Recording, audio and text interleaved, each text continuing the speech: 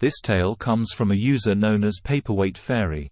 My fiancé and I have been in a relationship for 8 years, with 3 of those years spent engaged. During this time, I was pursuing my PhD program while also managing wedding preparations. Fortunately, my fiancé took on a significant portion of the wedding planning responsibilities. This arrangement worked perfectly because our dream wedding venue was already booked until after my graduation. Consequently, we made the decision to secure our dream venue 3 years in advance. I must emphasize that this venue is truly stunning. The only available time slot we managed to secure was for September of this year. A few months ago, my sister got engaged to her fiancé, and they were planning to have a spring wedding next year. While they had a few vendors lined up in a set date, they had not yet secured a venue. In light of this, our parents invited us along with our significant others to a family barbecue. It was during this gathering that my sister made an announcement to our extended family that she was expecting a child. Naturally, everyone was overjoyed for her and my brother-in-law, who is a wonderful person. My grandmother inquired about whether their wedding would still take place on the originally scheduled date or if they were considering a postponement due to the baby. In response, my sister explained that they were hoping to move it to September. This seemed like no major issue as we did not have many out-of-town guests, making it feasible for them to attend both weddings. My grandmother was pleased with this decision and offered her assistance in planning the wedding on such short notice. However, things took an unexpected turn when my sister revealed her true intentions. She turned to me and expressed her desire to use our dream venue. She explained that she couldn't handle the stress of wedding planning while also dealing with maternity matters. She also conveyed how deeply meaningful it would be to her. A hush fell over the gathering as all eyes turned to me anticipating my response. Naturally, I felt inclined to say yes to fulfill my little sister's wish. My brother-in-law, visibly uncomfortable with the situation, reminded her that they had previously discussed this matter and that it was not appropriate to put me on the spot. Despite his objections, my sister persisted. "Don't be like that. My sister wants to do what's best for me, so it's not a big deal." "Right?" I replied, "Well, it kind of is. I don't know. I have my heart really set on the venue." That's when my sister began to cry and stormed off. Our grandmother told me that I was being selfish because she believed my sister needed the venue more than I did. I tried to defend myself, but my mother chimed in saying, "You waited 3 years. Would it have killed you to wait a few more months? When has your sister ever asked you for something?" A few comments later, my fiancé became really upset and we decided to leave. Later, my sister called me still upset and said that it was unfair that I always get what I want, and I could have done this one thing for her.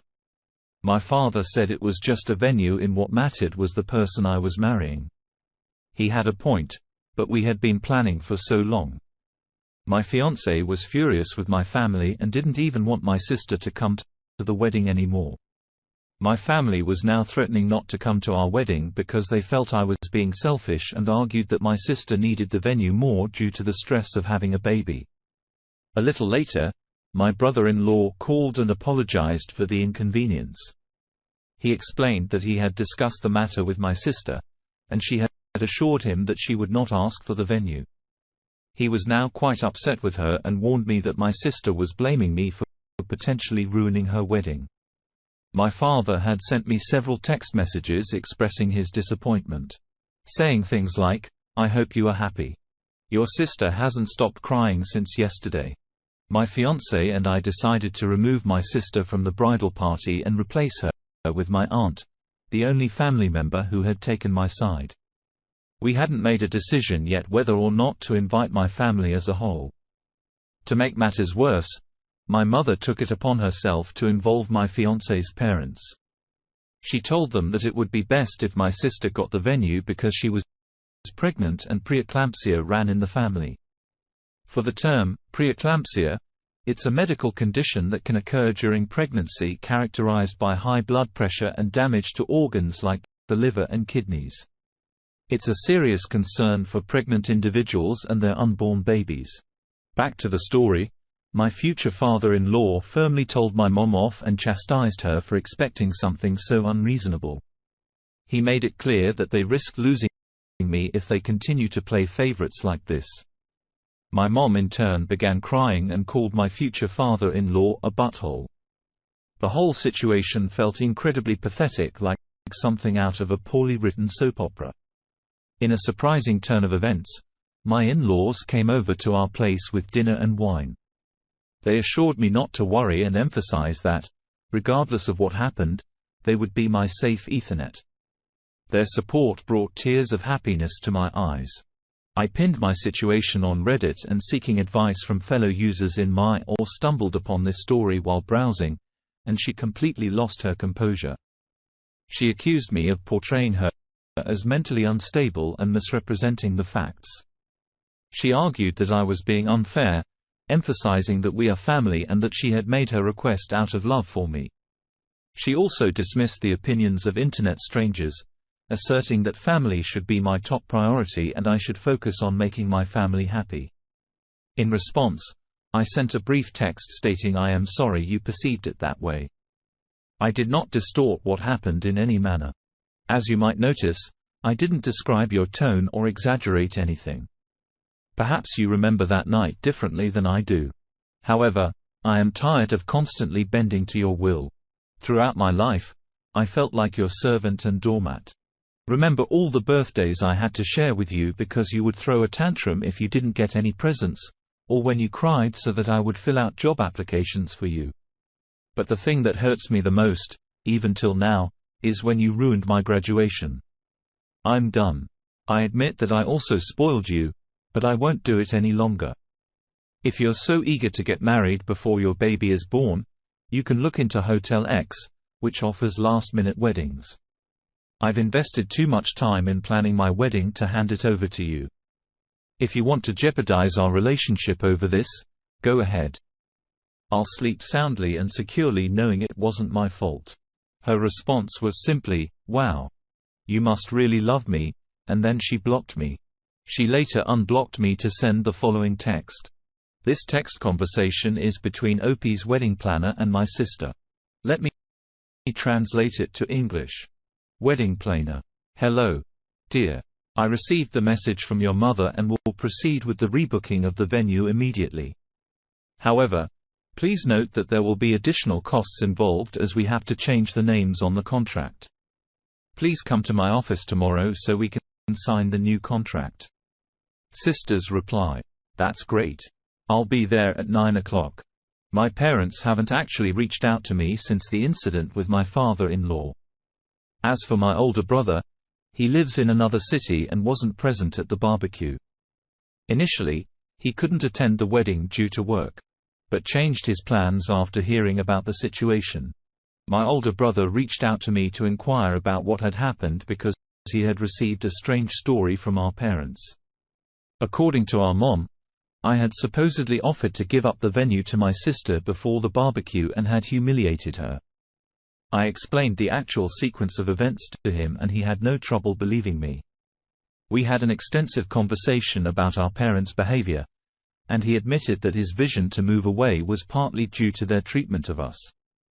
He also mentioned that our mom was upset with me for betraying the family, possibly because she had come across the online post. I haven't contacted my parents yet because I'm struggling to come to terms with the possibility that they love my sister more than me, or perhaps they don't love me at all. Regarding the wedding, we have taken precautions. We've added passwords to most of our vendors and communicated directly with the venue. We hadn't spoken to our wedding planner yet, which is why my sister's text concerned me so much. Additionally, we had to cancel the catering that my parents had paid for. In the short term, we won't be able to afford a full catering service as we initially planned. However, our friends and my fiancée family have graciously offered to help prepare a buffet, and everyone is contributing. This event will also serve as our bachelor party since we'll need to allocate more funds to food. We're planning to have a gathering where family and friends cook together. Afterward, We contacted the wedding planner and she was genuinely shocked. She assured me that she had not spoken to my mother since the day we booked the venue, in that even if they were to call and claim that I wanted to make changes, I had to be present to authorize them. We also informed everyone who will be working at our wedding, and they generously offered to provide security at a reduced cost. The situation keeps getting more complex, and it's evident that my mom's actions are just as troubling as my Bridezilla sisters. It's astonishing how my mom attempted to use her authority to snatch the venue away from me behind my sister's back. A few days have passed and we've made significant progress locally. We've added passwords with our vendors, hard security, chosen recipes for the family and friends cookout, and I've started therapy to cope with everything. However, some troubling incidents have also occurred. My sister of course rallied against me on Facebook, consistently making passive-aggressive remarks and claiming that I had made her depressed. I've received numerous messages from her friends accusing me of mistreating her. I've blocked every attempt at online harassment, and my sister has faced some consequences. Then my sister and her best friend vandalized my car by egging it. I called the police, and my neighbor, who enjoys keeping an eye on everyone, identified them both. You might wonder if my parents played favorites to avoid my sister's meltdowns, or if she had a medical diagnosis that justified their actions. Well, it turns out my sister does not have any medical history or diagnosis. She's just difficult. Now to the part that infuriated me. After not speaking to my parents for several days, they called and asked if we could meet to talk things out. I agreed, albeit with some haste, and we arranged to meet in our apartment with my fiancé present. When they arrived, it was evident that my mom had been crying, and I felt sorry for her briefly. We began with awkward small talk, then delved into the issue. My father asked us why we cancelled the caters, and my fiancé explained that we didn't want anything that could be used against us. They appeared surprised, and my dad acted to defend it, saying he would have paid for it himself if we had financial concerns. My mom then proceeded to give a tearful speech about family, forgiveness, and how we should prioritize our relationship with my sister. She claimed that my sister was struggling with the pregnancy and needed our support. My parents seemed to overlook the fact that my sister's actions had caused this situation in the first place. I didn't want to fight, so I kept my emotions in check and agreed to consider what they were saying. Even though I felt it was unfair, we decided to end the meeting on a semi-positive note, with a plan to meet again in a week to discuss the situation further. I responded to their concern about cancelling the caters with the phrase "better safe than sorry." My mother took issue with my tone and called me disrespectful for speaking to them that way. In return, I pointed out that their actions and words over the past few years had also been disrespectful. Our argument escalated and we found ourselves back discussing the venue.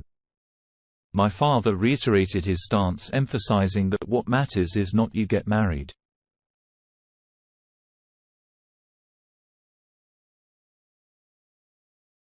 How that principle only seems to apply to me and not my sister. As long as she's marrying my brother-in-law, it doesn't matter where, right? This statement left the room in complete silence. My father turned red like a tomato and struggled for breath, while my mother quietly began crying. I then said, "Well, I'm waiting for your response." My father slammed his hands on the table and launched into a speech about family and sacrifices, emphasizing that a loving family should do everything in their power to make each other happy. I retorted with, "Like how you tried to make me happy on my graduation day, you know, when my hair smashed my cake because she wasn't in the limelight." Silence filled the room again. My mother finally sat in a quiet voice. "Why do you hate us so much?" I looked at her and responded, "I could ask you guys the same thing." Still, there was no response. My parents knew they had made mistakes, but they were not ready to admit it. My mother then attempted to guilt-trip me by explaining that my sister had been miserable avoiding going out because people were judging her too harshly. My father defended my sister, saying she needed more time and attention because she was the youngest, essentially excusing her behavior.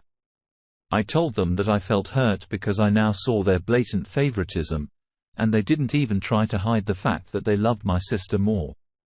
My mother tried to deny it, saying they loved us all the same, but I wasn't buying it. During that conversation, I decided to show them a list I had written on my phone, catalogue every instance I could remember when they put my sister before me. It was a lengthy list with some entries accompanied by dates and others describing specific situations. As I finished reading it, my parents were horrified and on the verge of tears. They seemed eager to explain how I was wrong, but I cut them off, stating that this conversation was going nowhere. I gave them an ultimatum. Either they set up family counseling and issue a genuine apology to me, or they would not be invited to the wedding. They left without calling me since. It was quite a moment when I read out that list to them. To see their faces change and witness the realization of their mistakes, the guilt, and the shame they must have felt. It's hopeful that they learned a lesson and are willing to change.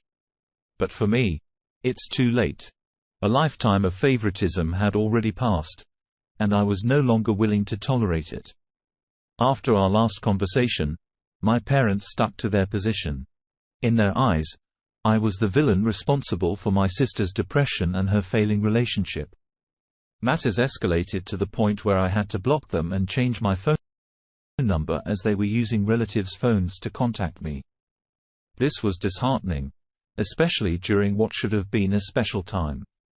I faced harassment from my sister and her entourage on Facebook and Instagram, so I ultimately deleted my social media accounts. It was a mentally exhausting period, but my husband's family, friends, and my brother provided tremendous support to help me through it. I had essentially severed ties with any family members who had given me a hard time for sticking to my wedding date. A few days before the wedding, my grandmother came to my door pleading with me to let her attend. We had a lengthy conversation and she ended up apologizing. The morning of the wedding started off beautifully and relaxing. My bridesmaids and I got ready, enjoyed some Prosecco, and took pictures. My dress fit perfectly, and I felt absolutely gorgeous. However, as the time to leave for the ceremony approached, we were taking pre-wedding pictures with my friends at the venue when I spotted my sister's car arriving. I must admit I was incredibly nervous. One of my friends rushed to the venue to one of the security personnel we had hired. I was determined not to have any drama at my wedding. My sister had been visibly upset and crying, and as soon as she saw me, she started screaming obscenities at me. According to her, I was a terrible person who had caused her fiancé to break up with her. Even her fiancé could no longer tolerate her attitude. To provide some context, in the mornings, the venue waters the plants with sprinkler systems, so the ground was a bit muddy. In the blink of an eye, my sister bent down to grab some mud and was preparing to throw it at me and my dress. That is when my maid of honor sprang into action, rushing towards her and pushing her so that she ended up sitting in a bed of flowers. The security officer arrived seconds later and escorted her away. That incident gave me the grounds to seek a restraining order against her. At this point, I did not even want to file a police report. I simply wanted her to stay away from me for the rest of the day. Our wedding day was incredible. I married my best friend, the love of my life, and my rock. My brother walked me down the aisle and there were tears of joy during the vows. It was truly a spectacular day. My husband had put in so much effort and learned a choreography to a Taylor Swift song with his groomsmen. Their performance was a hit, and the speeches at our reception had everyone in stitches.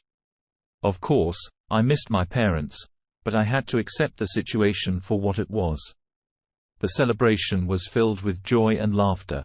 After the festivities, we left for our honeymoon, and it was the perfect way to start our married life together. We enjoyed every moment of relaxation and adventure, cherishing the time we had together as a newlywed couple. Upon our return, we decided to make significant change in our lives. I began looking for jobs in a different city and eventually landed a position at a university in a bigger city. We're currently in the process of moving to our new home. Perhaps the most exciting change of all is that I found out I'm pregnant. It's a classic honeymoon baby. And even though we hadn't planned on starting a family for a few more years, we couldn't be happier. The news filled us with pure joy and anticipation as we prepare to welcome our little one into the world. As for my family, I've only heard updates through people in town. My sister is still spreading falsehoods, claiming that I was the reason her relationship with my brother-in-law ended, in making other baseless accusations. She has moved back in with my parents and refuses to work, making life more challenging for them. It seems like their parenting choices are finally catching up with them. Losing my family has been painful, but sometimes cutting ties with toxic individuals is the healthiest choice. I've come to realize that I now have a loving husband, a honeymoon baby on the way, and the opportunity to build my own family. Despite the challenges, I'm genuinely happy, and I look forward to the future with optimism. It's been a tough journey, but I'm grateful for the support and understanding of those who have stood by me. The hope remains that over time, my parents may come to understand their mistakes. My sister might mature and realize the hurt she's caused, and our family can heal. If you like the story, please hit the like button and subscribe for more stories.